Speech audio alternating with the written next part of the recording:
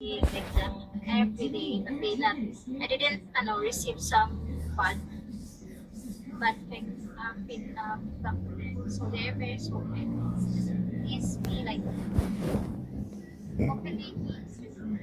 Zach too. What do you mean? Me too. Hi Dart, shall we? Hi guys, shall we guys? Actually guys, it's very not hard.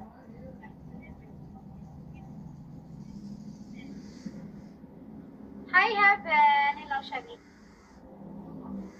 Wanted, hi Wanted, I'm okay. I'm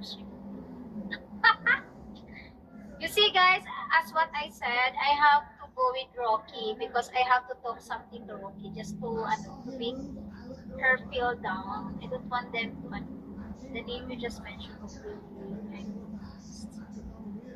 I also Zach too, okay, Zach too, okay. You insert now.